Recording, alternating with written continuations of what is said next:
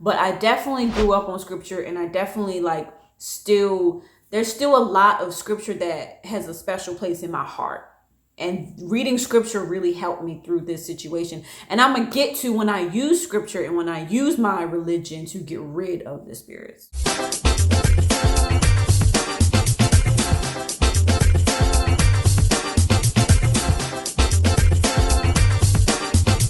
That was one of them. And then I had another scary experience. The sleep paralysis within itself was it was too much. It was like constant. It was just too much.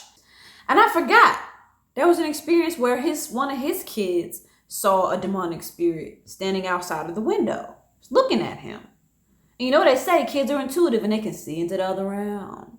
My ex-boyfriend had called me into the room. And then I said a scripture. I can't remember what scripture was I said. And then his son was like, "It's gone. Just like that. It's gone. It's not there anymore." Right after I said this Bible verse. And I was like, what the F did I just experience? When I went back in that room, I was like, did I just get rid of a demonic spirit? So the sleep paralysis experience, I had a lot of those. And there was one that was really scary to the point where I was like, I've had enough. So I was sleeping in his kid's room because it was when we broke up, but I still needed a place to stay. And we was like intimate friends with benefits kind of thing. I explained this in another video, right? And I was in the room by myself and I was under sleep paralysis. And I just knew, like, subconsciously, like I knew there was something in the room. And lo and behold, I was under sleep paralysis. I could not move. And I saw, disclaimer, it's going to be scary. I saw a black figure run across the room. I kid you not. And I get anxious. I'm so glad that it's daylight and it's bright in this room with me talking about this. Because I was on a sleep paralysis and I saw a spirit. Like, it was black. It was a shadow. And I saw it run across the room. And I could feel its presence, like that was a real thing. You know what I'm saying?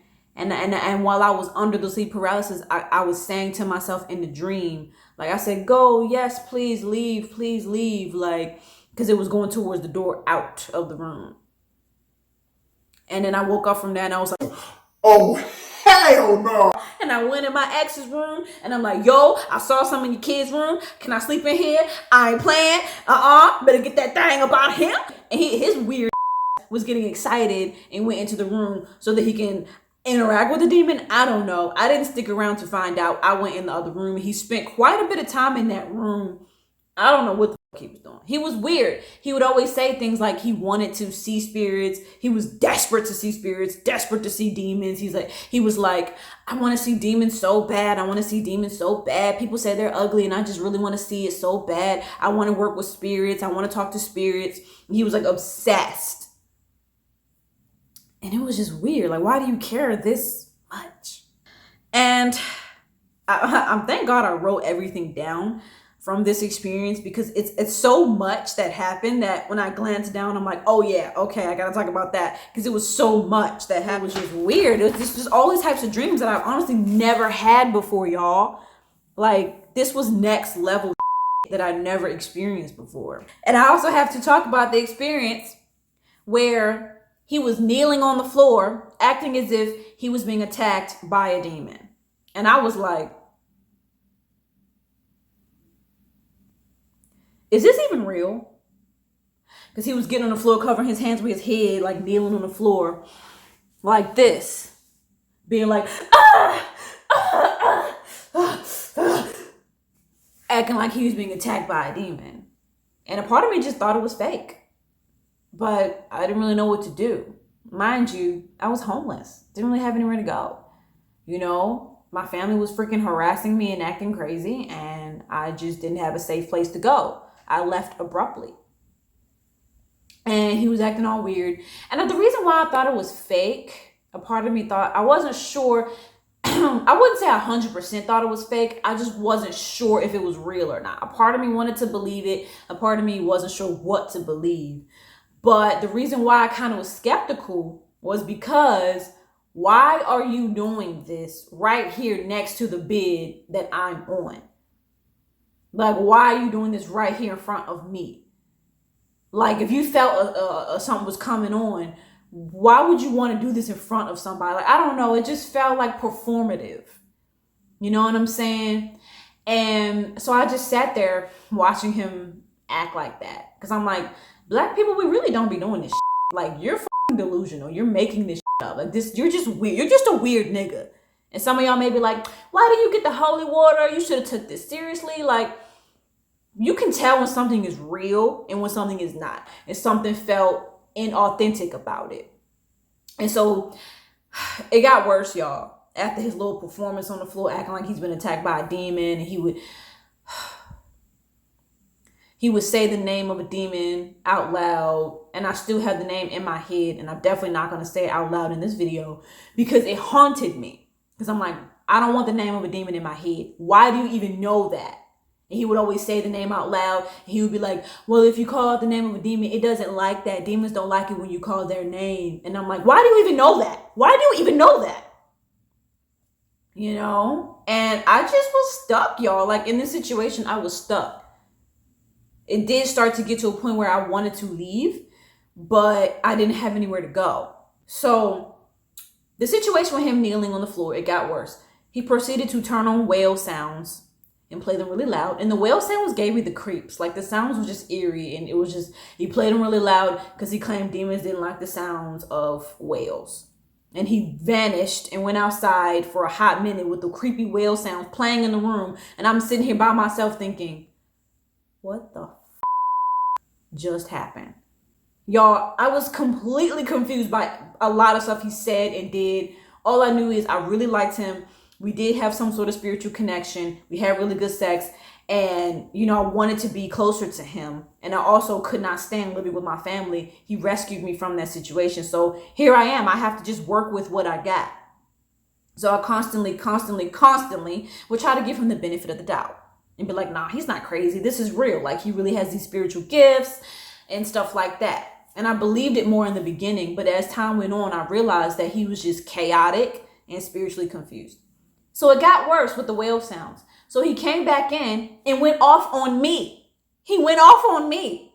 And he was like, just because you don't understand something doesn't mean it's not real. And he went off on me, getting an attitude with me, and just was so pissed, like for real, genuinely pissed, because I didn't give him a reaction.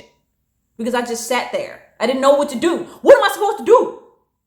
We didn't have no holy water. I'm literally, I don't have nowhere to go. I just got out of a toxic situation with my family. Why do you even think that I would want to deal with this right now? Let alone know how to handle it. So now I'm pissed. But in the moment I didn't get pissed, I was too soft and too passive. And that's definitely something I'm learning in relationships, to stop being so passive. I was conditioned to feel that I didn't deserve to speak growing up. Had a lot of throat chakra issues that I'm still working through. So at the time I responded like, I'm sorry, I'm just not used to this. I just don't know what to do. It's just something I'm not used to. And then he didn't say anything after that. But looking back on it, I'm like, he was really angry with me because I wasn't like, oh my gosh, baby, are you okay? Oh my gosh. What, I still to this day don't know what the he was expecting for me to do. This is not something that happens to people every day. I'm sorry. I don't specialize in ripping demons off of dumb, weird Negroes. I'm sorry. I don't specialize in that. Sorry, I never had that experience before. I never was around people who got to this point in their spirituality where they really believed demons was attacking them. This is the first time I've ever experienced this in my life. Forgive me if I don't know what the to do, you dumb weird nigga. I'm going to end up probably having to make a part 2 to this, because there was an experience that we had with an incubus and a succubus, thanks to him, of course, because he liked to go to voodoo people and put spirits on him. And it honestly seems to get weirder and worse as I speak about it, to the point where it's like low-key embarrassing that I even dealt with this nigga. But I honestly didn't really know what else to do. Like, I was in a really like a stuck situation. I mean, it's just kind of weird that you would have all these experiences. And the thing that really was up was that he would blame me for all of the demonic spiritual attacks. Really, nigga? It's me. Between the two of us, y'all, let's just be realistic here. Let's just be logical. You have one female, right? Reads the Bible. She does not deal with demonic spirits. She doesn't like being around people who deal with demonic spirits. Then you have one person that talks about how he knows the name. He actually has said the name of a demon multiple times, talks about demons constantly, says that he had a previous experience with demons living in his other home, channeling through his niece, all of that. But it's the Christian girl. And he went to his baby mom's apartment. It turns out he was experiencing it there too. Talking on the phone with me. Like, yeah, I had a spooky experience last night, and da-da-da-da. While he's at his baby mom's, babysitting the kids or whatever. And so we both came to the conclusion that clearly it's not Sydney because it's following you. It's following him.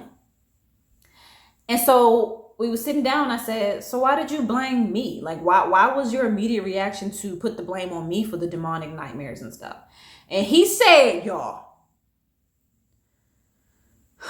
because it's easier to blame somebody else. That's what he said to me. That was his response, because it's easier to blame somebody else. And he just sat there like he didn't even care. There was a whole lot of stuff going on in that situation where I really just felt like he didn't care about me at all. And he proved that in many, many different ways.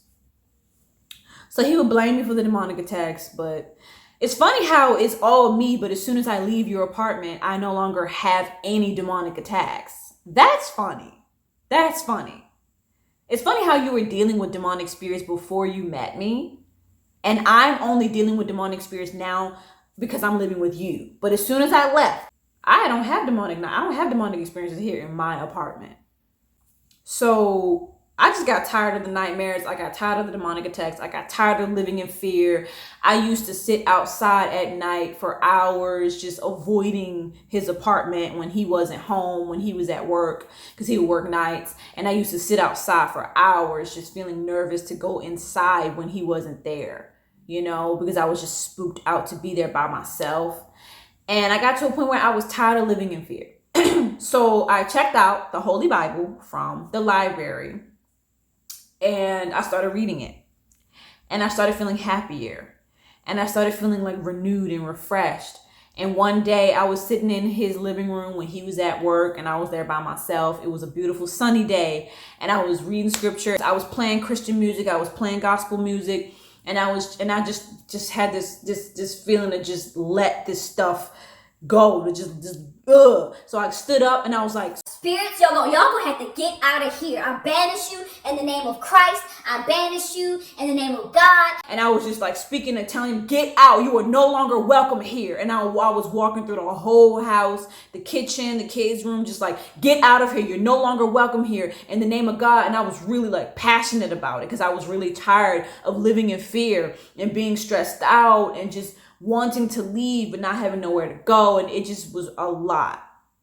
And so finally I was just like, I was playing gospel music out loud and I was singing and I just was getting in the spirit. And then guess what, y'all? After that, we didn't have any more demonic nightmares. I kid you not. I was actually surprised at how powerful I was. I was surprised at how it was actually that easy. After that, neither one of us was having demonic nightmares anymore. And the energy just felt different. The energy it felt different. That eerie feeling, it wasn't as intense anymore. And it just, and it was like a long time. We was just night after night after night, no nightmares.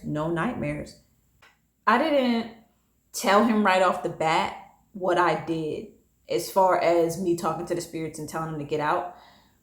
I kept that to myself. And then he was like, I noticed I haven't really been having nightmares lately. And I revealed to him, you know, what I did. And then he got like, he was acting really weird and kind of defensive. And he was like, don't tell me. Like, because I was going to tell him like how I got rid of the spirits. He was like, don't tell me. And to this day, I'm like, why not?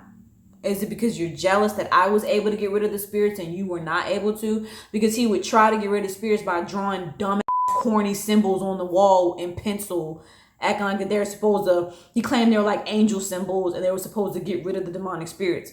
Because we had been trying to get rid of the demonic spirits for a while. Well, he had been trying. And he would put like an ankh on the door and try to act like that was going to stop the spirits from coming. And he would draw symbols on the wall and do all this different stuff and get sage and do all of this. And we would still have the demonic nightmares. You know, I have a strong relationship with God and he did not. He admitted that. And I didn't know that he felt that way. I didn't know that he felt that I had a strong relationship with God and he didn't. That's what he said to me. I didn't know that. Because if I had known that he didn't have any relationship with God, I would never have even gotten in that relationship. I would not have even walked any further. I should not have told him. Like afterwards, I still ended up telling him and I regret that. Because like, I just feel like he was just jealous that I was able to get rid of the spirits and he wasn't. And he just suffered from feeling powerless a lot and trying to manipulate me into feeling dumb or powerless or stupid out of jealousy because I was the stronger partner. And I never like would just ever be in his face like, that's why I'm the stronger partner. Like I never would do that. I would always encourage him. I would always be like, you're a king, you can do this, you can stand up to those people at work. I would like try to encourage him because he was like a weakling. And at the time, of course, I never called him that because if I did, I more than likely would end up on the streets. So I was very much on my best behavior. So him feeling this way was all him and his insecurities. And I suffered a lot in that relationship because of him and his insecurities. And maybe the demonic experiences were just like a manifestation of his fears and his insecurities. Because I don't have demonic spirits. I don't do demons. Whenever the exorcism commercials would come on TV, like I look away, like I'm kind of a scaredy cat, you know, I don't really do that stuff. So of course I'm going to be the one that's going to get rid of them because I don't do demons. And I told the demons, y'all don't scare me. You're not above me. At first I was scared, but then once I started reading scripture and getting more in with my power, I realized that I had dominion over them and that they were only there because I allowed them to be there. So I just stepped into my power and I got rid of them. And so now I'm not as scared of demonic spirits. Of course, I still have my anxiety because I just always suffer from really bad anxiety, but I'm just not as scared. And I know that if I were to interact with a demon, that I have the power to get rid of it. So it's all good. So give this video a thumbs up, okay? And share it and subscribe, okay? If you don't feel the need to subscribe to me and you have an account on YouTube and you can just hit that subscribe button, I'm going to pray for you because you have issues. Because I'm sexy. Okay, so I love y'all. Love yourself. Love life. Talk back to them demons. Stop living in fear. Don't date niggas who do weird spiritual shit. Love yourself. Peace out. Bye.